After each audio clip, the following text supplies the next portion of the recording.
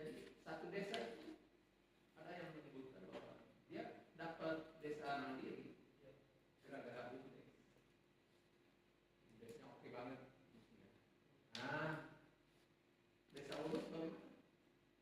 Kalau di sini bukan hanya BUMDes sih Pak, jadi keterlibatan seluruh elemen di dalamnya Pak, antara pemerintah, BUMDes, dan masyarakat. Nah, posisi BUMDes sebagai penggerak utama Pak.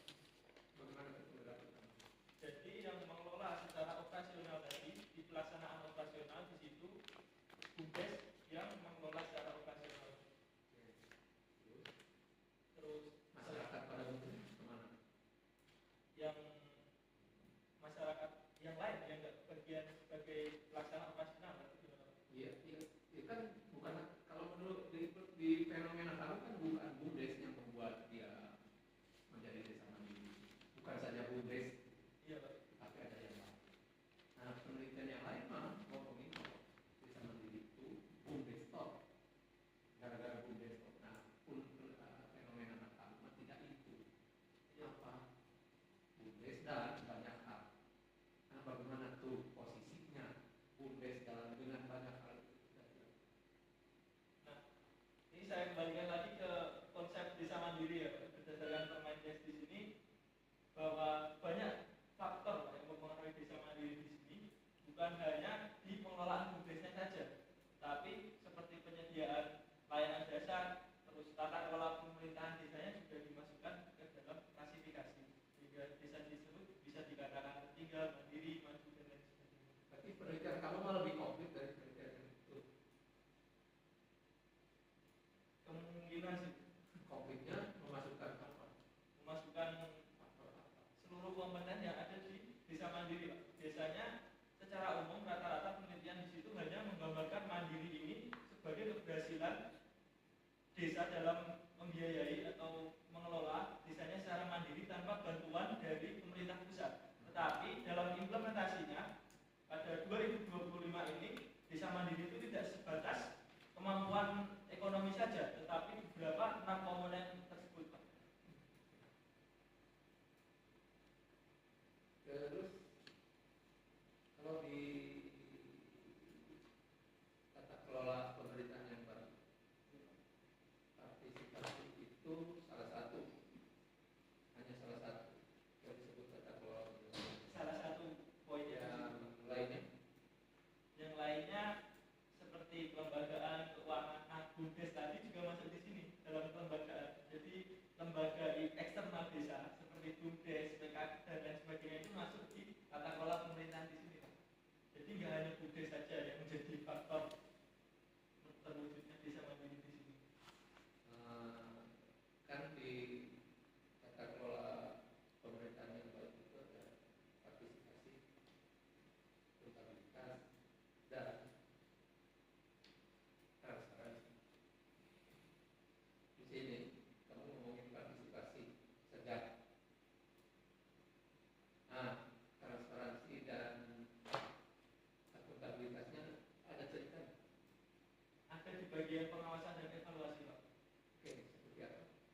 Yang mana di situ yang paling menonjol di pengawasan masyarakat di setiap saat. Jadi masyarakat di sini diberi istilahnya ruang yang sangat terbuka untuk mengetahui alokasi anggaran, laporan anggaran. Jadi setiap semisal dari masyarakat itu mau melihat laporan keuangan bulan ini dari pemerintah desa mengakomodir itu yang transparansi. Terus yang evaluasi itu jadi selain transparansi anggaran di sini masyarakat memberi masukan. Salah satunya kemarin itu terkait pengelolaan sampah, di mana tanah desa ini belum punya pengelolaan sampah yang ideal, sehingga ada masyarakat yang usul terkait pengelolaan sampah ini bagusnya dibuat seperti apa, mengingat pengunjung yang banyak dan lain sebagainya, otomatis sampah akan meningkat. Dan di sini pemerintah desa membuat forum non resmi, jadi semacam diskusi mengenai solusi yang akan dilaksanakan untuk mengatasi permasalahan ini. Yang partisipatif sekarang itu kan sejak awal mereka sudah memilih cara partisipatif pengelolaan ini. Yang punya ide pertama, ide ini muncul sebenarnya dari dua stakeholder Pak, dari masyarakat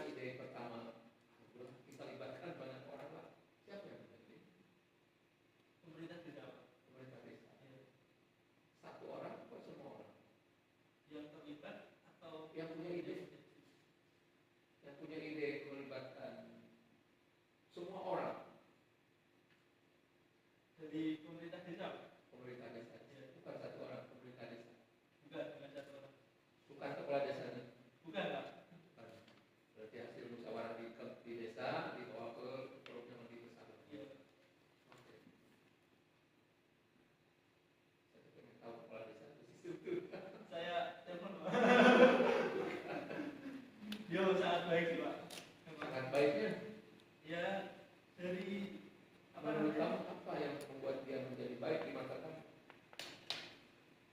Yang pertama melalui cara komunikasi, Pak.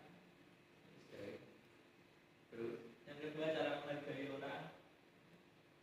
Terus dari segi religiusnya juga sangat religius. lempar-lempar ke partisipatif ada Ada sih, Pak. ada ya. Oke, cukup kalau dari saya. Silakan Bu. Oke, terima kasih pada Pak Arstiono dan juga Pak Deden yang telah memberikan pertanyaan untuk Saudari Anik. Tadi Pak Deden mengatakan Pak Aris menanyakan mengenai teori partisipasi ya. Di halaman 12 itu kayaknya kamu nulis yang menurut Erikson itu apa? Itu bukan termasuk di dalam teori yang ada tahapan perencanaan, pelaksanaan, pemanfaatan. Ya. Ya itu iya Bu, mohon maaf. Itu mungkin pandangan dari Erikson bukan. Oh gitu. Teori yang dimaksud Bukan Pak teori Aris. maksud Pak Aris. Iya. Ya. Jadi memang yang Anis tulis itu masih semuanya berkaitan dengan pendapat dari partisipasinya, tapi teori partisipasinya yang secara telak belum masuk. Belum masuk Bu. Ya, jadi memang banyak saya lihat, tapi masih pendapat-pendapat gitu ya. Nanti coba ditambahkan mengenai teori yang sebetulnya kamu gunakan. Terus berkaitan dengan apa nilai indeks desa tadi ya? Apa tadi nilai indeks desa unut bisa masuk dalam kategori sebagai desa mandiri? Itu hasil angkanya itu kamu dapat dari mana? Kok dia bisa kemudian hasil penilaian indeks desa unut sekian ini, apakah ada kriterianya atau adakah angka acuannya sehingga muncul angka-angka itu? Itu dari Dispermades Bu. Dari Dispermades memang angkanya sudah keluar itu? Atau gimana? Sudah keluar sekian Bu. Sampai indeks akhir setelah kan itu angka mentahnya itu di 564, kemudian diolah lagi, dan di situ juga Dispermades sudah melakukan pengolahan melalui rumus sederhana yang pernah saya cantumkan di situ. Oh, ini yang menghitung dari Dispermades. Iya.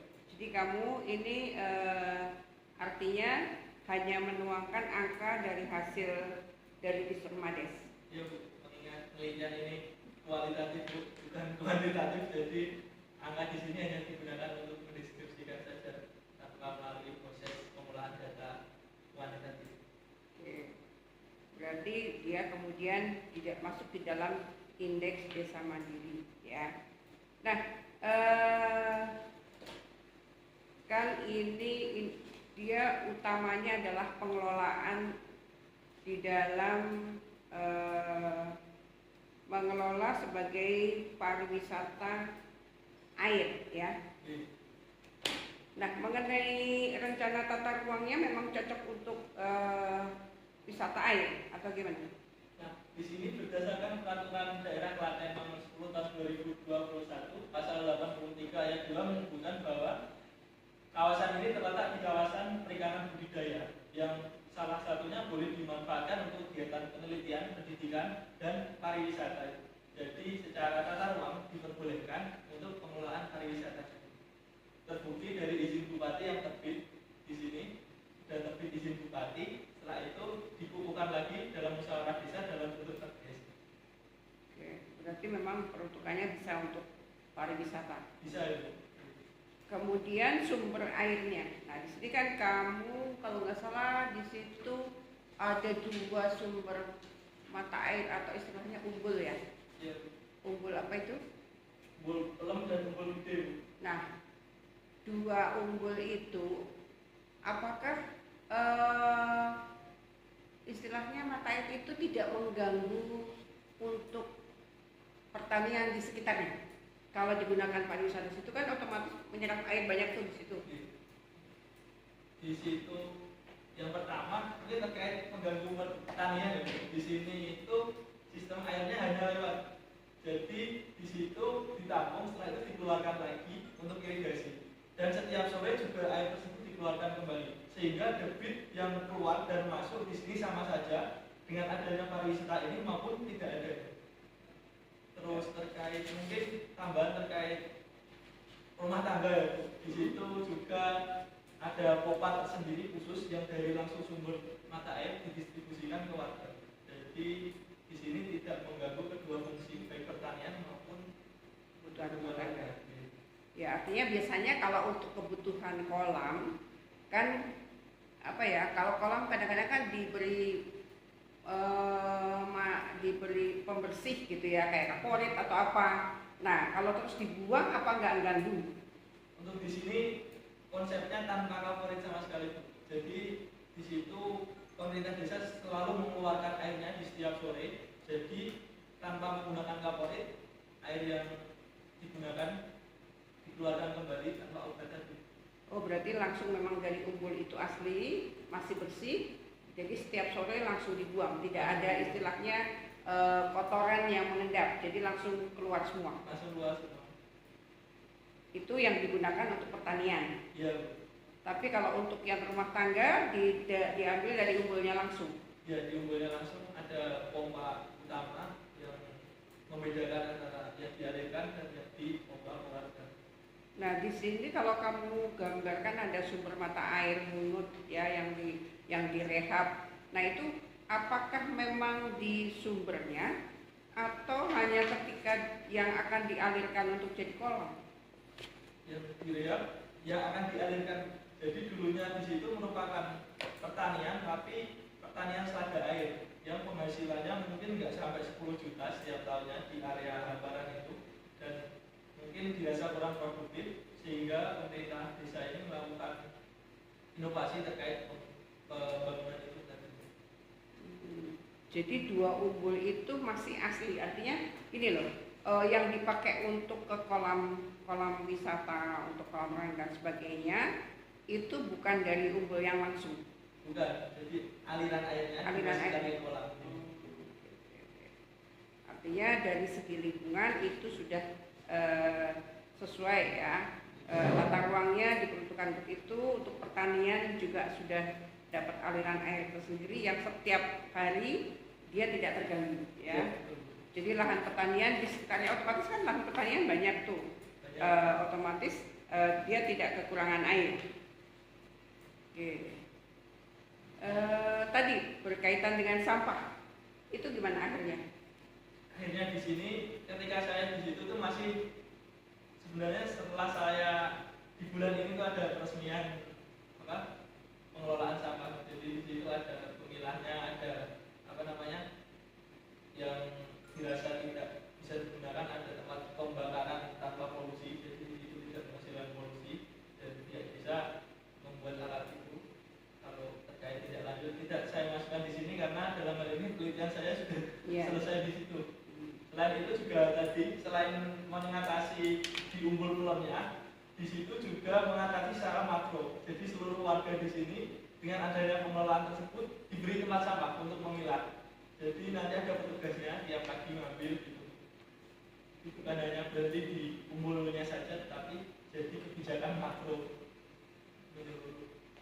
Ya, artinya dia menjadi desa mandiri itu tidak saja juga mengaitkan pemanfaatan airnya, tapi juga mengelola lingkungannya. Jadi harusnya itu masuk juga ya. Artinya keberhasilan ini bukan saja terhadap pengelolaan tanah kas desanya, tapi juga pengelolaan terhadap lingkungan sekitarnya, ya kan? Nah, kuncinya setelah ini kan sebetulnya intinya partisipasi ini juga selain dari warga masyarakat, tentunya tadi dari kepala desanya ya yang Anik bilang baik ya. Nah, pertanyaan saya, apabila nanti kan masa kepemimpinan muda kan ada batasnya tuh PW. Kalau misalnya dia nggak jabat sebagai kepala desa, apakah ini bisa berlanjut? estafet ini bisa dilanjutkan. Di situ saya masukkan di saran terkait menjaga konsistensi di situ. Jadi kita belum tahu nanti kebijakan kepala desa setelahnya gimana. Tapi yang jelas kepala desa ini sudah menjabat selama 18 tahun. Jadi sudah tahun terakhir untuk menjabatnya, dan 2 tahun lagi beliau sudah purna. Ya, oh ya, di dalam saran sudah dimasukkan ya. Oke. Biasanya kalau sesuatu itu terkadang sulitnya untuk melanjutkan, ya. Kadang yang sudah baik, kalau sudah baik itu khawatirnya nanti kemudian menjadi merosot. Oke, mungkin itu dari saya. Terima kasih. Saya kembalikan pada Pak Dino.